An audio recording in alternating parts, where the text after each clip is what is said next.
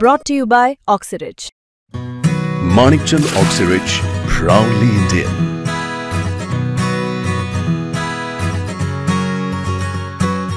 Sir एवढं मी नापास बरोबर झालो दुसऱ्या कोणाला कशामुळे विचारणार हा 100% उद्या जर 100% राष्ट्रवादी काँग्रेस उद्या जर राष्ट्रवादी काँग्रेसचं जर सरकार आलं तर आम्ही 100% त्यांना प्रश्न विचारू आम्हाला ओबीसी मधून आरक्षण द्या. शरद पवारचा स्टँड नाही ना उद्धव ठाकरेचा स्टँड नाही ना संजय राऊतचा स्टँड नाही ना काँग्रेसचा कोणता पटोलेचा स्टँड नाही. एकही स्टँड क्लिअर नाही केलेला यांनी. हे फक्त येत आहेत फोटो काढून जात आहेत. सुप्रिया सुळे यायचं कारण काय होतं फक्त मीडियाला शो ऑफ करण्यासाठी. तिच्या पलीकडे यांचं दुसरं यायचं काहीच कारण नव्हतं. विधान बनवून दे. काल बजरंग बाप्पा आले त्यांचा स्टँड क्लिअर होता का? त्यांच्या पक्षाने ते आले कशासाठी?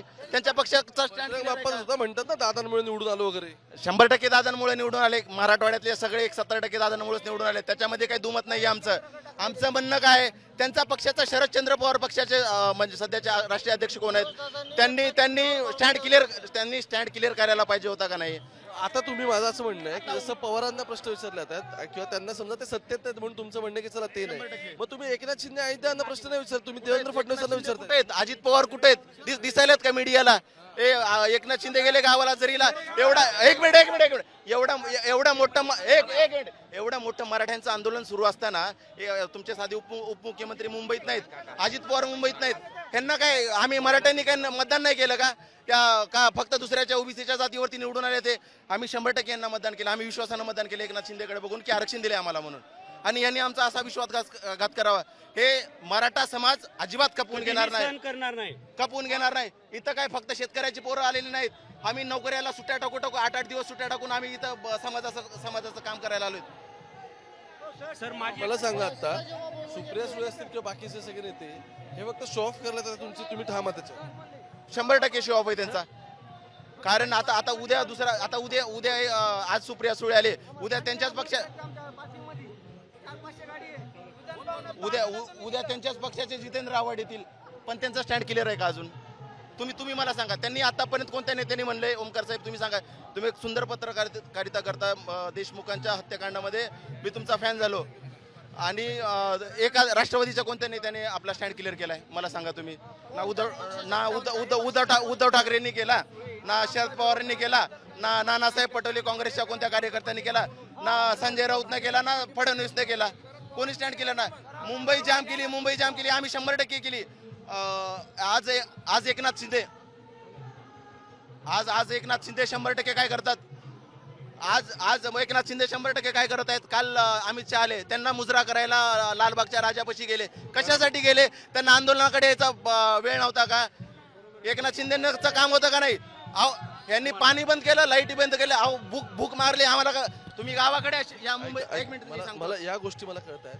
आत्ताचा आपला मुद्दा हा आहे की इथे नक्की आंदोलकांनी अडवण्याचा प्रयत्न केला, काय झालं काय नाही याचे तपशील मी जाणून घेण्याचा प्रयत्न करतो. आंदोलकांनी सुप्रिया सुळेंना 100% द्वेष होता. एक मिनिट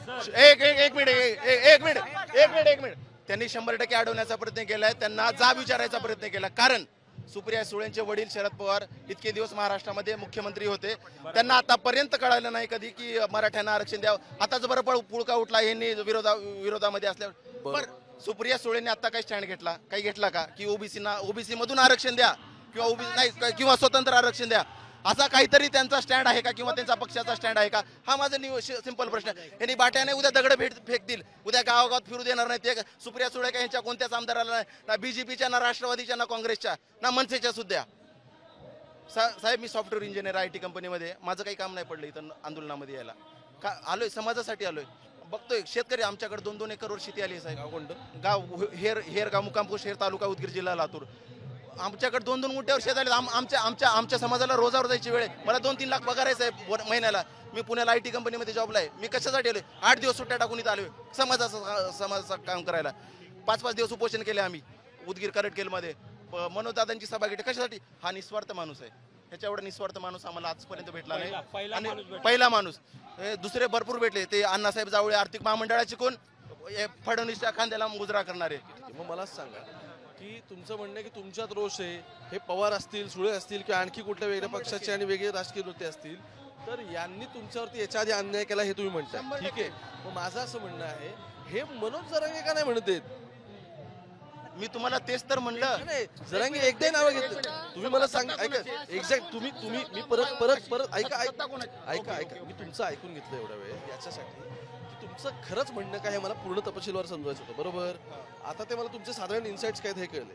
आता माझं असं म्हणणं आहे की सत्ता आहे त्याची तुम्हाला प्रश्न विचारतात हे मला मान्य आहे, पण सत्तेत पण मनोज दादा फडणवीसांवरती हे करतायत, एकनाथ शिंदेबद्दल आणि बाकीयांबद्दल सॉफ्ट कॉर्नर दिसतोय. हो, तुम्हाला म्हणले का की मी इंटरव्ह्यू केला, मला म्हटले, मी इंटरव्ह्यू केला, मी त्यांना हा प्रश्न विचारला, माझा इंटरव्ह्यू पण तुम्ही तो ऑन रेकॉर्ड आहे, सगळ्यांनी बघा. मी म्हटलं शब्द दिला होता शिंदेंनी, GR काढला एकनाथ शिंदेंनी, बरोबर, इम्प्लिमेंटेशन शिंदे करणार होते, मग फडणवीस कसे काय जबाबदार? मुख्यमंत्री कोण आहेत राज्याचे? तुमच्या तुम्ही शाळेचे मुख्याध्यापक आहेत. थांबा शाळेचे मुख्याध्यापक आहेत आणि 2-3 टीचर आहेत. शाळेमध्ये काही कांड झाला तुम्ही मुख्याध्यापकालाच भेटणार ना. मुख्य फडणवीसच आहेत. मुंबई शिंदे दिलं होतं, शिंदे आहेत की सत्तेत, उपमुख्यमंत्री की शिंदेच्या वेळेस जेव्हा आंदोलन, सामाजिक न्याय विभाग संजय शिरसाटांकडे. ऐका शिंदेचं जेव्हा आंदोलन झालं, शिंदेचे मुख्यमंत्री होते तेव्हा आंदोलन झालं होतं, तेव्हा त्यांनी पाणी बंद नव्हतं केलं, त्यांनी लाईट बंद नव्हती केली, त्यांनी लोकांचं खायचं बंद नव्हतं केलं. हे कोणी केलं? हे आता यांनी 100% केले. सत्ता कोणाची? अहो, रस्त्यावरती आंघोळ केले तर रस्त्यावरती हागायला बसतोय आम्ही इथं रस्त्यावरती. अहो, तुम्ही शहरातले मुंबई महानगरपालिकेचे लोक जर आमच्या गावाकडे आले ना, महिना पुरणपोळ्या करून खायला घालू आम्ही त्यांना. यांनी गावाकडून टेम्पो भरून आमच्यासाठी भाकरी आणतात. इथले खाऊ गल्ल्या बंद केल्या हो यांनी. पोटासाठी मारायचं असतंय. मराठ्याची जात. पानिपतामध्ये आम्ही वाळू खाऊन युद्ध लढलो, ही मराठ्याची जात आहे. आणि आता झाडाचा पाला कोण आम्ही जगू आणि युद्ध करू आणि लढू आणि 100% आरक्षण देऊ. 100%. हे संपूर्ण, अरे मला नका घेराव घालू. ऐका अरे थांबा सोडा रे बाबांनो माझा. बघा आता सगळ्यांचं काय चाललंय, इथे काय घडलंय जाणून घ्यायचा प्रयत्न करत होतो आणि त्या प्रयत्नामध्ये वेगवेगळे कशा डिटेल्स मला सगळ्या मिळत गेल्या की सुरुवातीला व्हिडिओज दिसत आहेत, त्या व्हिडिओजवरती गणित थांबलं नाही. व्हिडिओत दिसतंय त्याच्या पलीकडे काय घडलंय समजून घ्यायचं म्हणून मी हे रेकॉर्ड करायला घेतलेलं होतं. आणि त्यावेळी मला जाणवलं की ज्या व्यक्ती त्यात दिसत आहेत किंवा त्यांच्याशी आपण बोलू आणि त्यातली प्रत्येकाची मतं किती वेगळ्या धाटणीची, प्रत्येकाची मतं, प्रत्येकाने सांगितलेले प्रसंग सुद्धा किती वेगवेगळे होते. कोण म्हणते हे बाटली फेक झाली तर हे रोषातून झाली, उद्या पवार असतील, सुळे असतील, यांच्याबद्दल सुद्धा आमच्या ह्या समाजाच्या मनात रोष आहे असं ते काही जण म्हणतात. मनोज जरांगे आणखी वेगळं म्हणतात. ते त्यातल्या ज्या व्यक्ती होत्या ज्या तिथे समोर होत्या, ज्या व्हिडिओत दिसत आहेत त्यांच्याशी बोललो तर त्यांचं परत आणखी काहीतरी वेगळं म्हणणं आहे. प्रचंड इंटरेस्टिंग गोष्टी घडत आहेत. फक्त आंदोलन नाही तर याला समांतर चालणारे बरेचसे विषय आहेत, जे विषय तितकेच महत्वाचे आहेत आणि त्याचे सुद्धा डिटेल गोष्टी तुमच्यापर्यंत पोहोचतात. मुंबई तक पाहत राहा. कॅमेरा पर्सन गोपाळ सोबत ओमकार वाबळे, आझाद मैदानाच्या बाहेरून.